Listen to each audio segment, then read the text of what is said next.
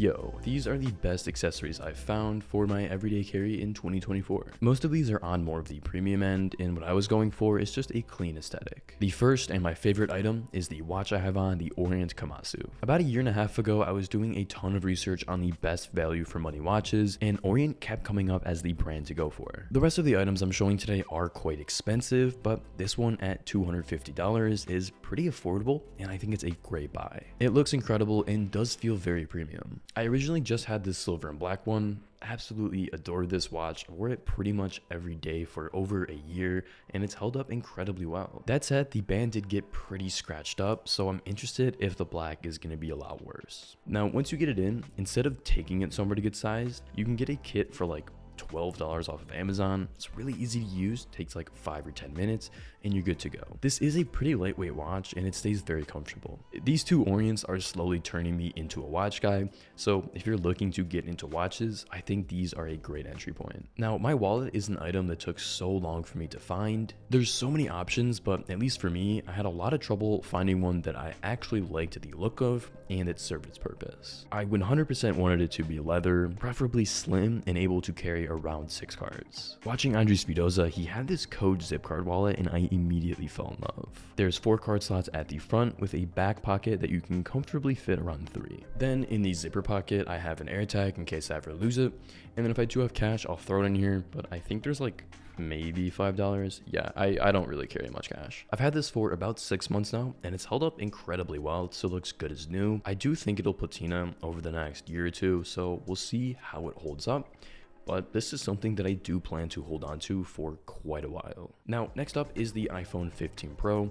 I've been daily driving this since launch, and it's a great phone. I love the natural titanium finish, which makes it the only non-black item I have, but I really think it is the best color for the Pro models. The titanium build feels very premium, but honestly, these sides are a little slippery, so I did end up putting a case on here. I've tried 3 different ones from Nomad, Ondar, and Grams 28. All of them have been pretty good, but as with any leather case, they start off looking great, but scratch up pretty easily. I like the Ondar case the best in terms of feel. This is because the sides are also leather. With the Grams 28 and Nomad cases, the edges are rubber. The reason that I'm sticking with the Grams 28 one right now is I think the color is actually the best, and as it's breaking down like leather does, I actually like the feel. This one has gotten very scratched up, but when light's not directly on it, it hides them a little bit better. Back to the iPhone itself, the camera is of course very impressive. I've also just recently started taking advantage of log for Instagram Reels. The reason is this is actually still a little quicker than setting up my Sony camera vertical, and once I'm in the edit, I have a lot of control when it comes to exposure and color correction. Now, the Mac I use daily is the base 14-inch M3 Pro,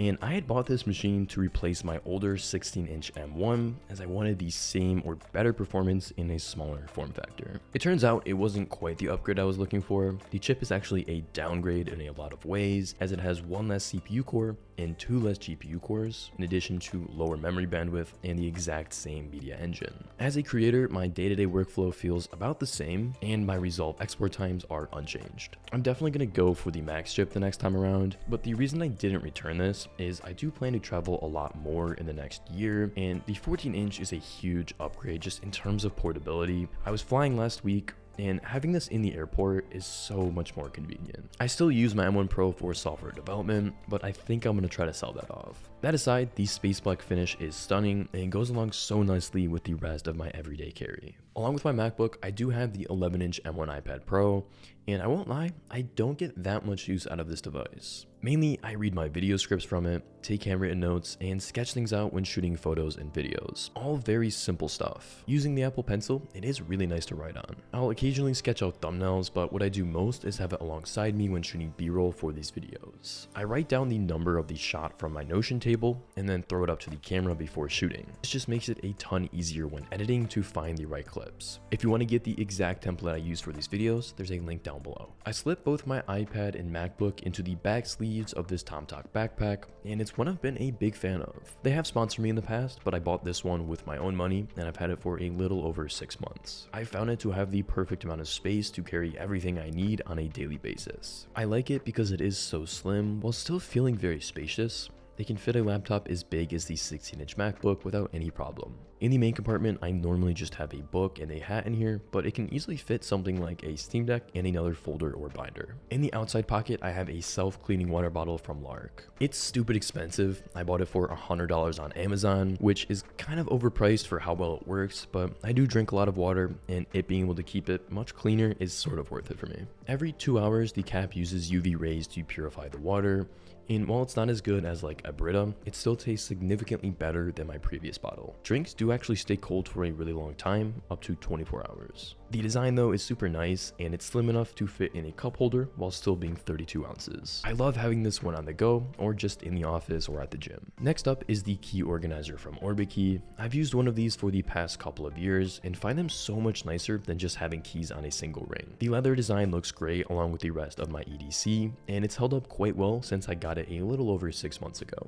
I have a Chipolo tracker on here, which is nicer than the AirTag in that it's slimmer and can actually fit nicer within the organizer, but the app isn't as convenient to use as Find My. For audio, I use the 2nd generation AirPods Pro pretty much every day. I used to use them more when working, but I've been loving my Bear Dynamic headphones, so when in the office, those are always on. But the moment I leave the house, these are what I use, and they're honestly one of my favorite pieces of tech that I own. The sound quality I think is pretty good, but the noise cancellation is super impressive. At the gym with music playing, you just want to lock in, you're not hearing anything. The case has accumulated quite a bit of scratches, so to cover those up, I do have this leather case from Ondar. It's very high quality. Because I like wearing real watches, my Apple Watch doesn't get much use, so the Ultrahuman Smart Ring is a very nice way to still have some health tracking. It actually tracks a ton of different metrics, but the one I pay most attention to is the sleep tracking. I don't sleep nearly enough most nights, but since wearing this ring, I've become a lot more conscious of that, so that in itself could be an entire selling point. The downside of this ring compared to an Apple Watch though, is because it's on your finger, you're not going to be able to track like lifting workouts. Though quick shout out to Ultrahuman, they sent out this hoodie that's actually super comfortable and great to wear at the gym. Now, the last item is not a normal EDC product, but this plain black hat is just essential to carry around. It's a lifesaver when my hair is a mess, or if I'm struggling to focus, I found that for me, wearing a hat actually helps quite a bit. So these have been the items that I carry with me on a daily basis. If you want to see how the setup changes a little bit for travel,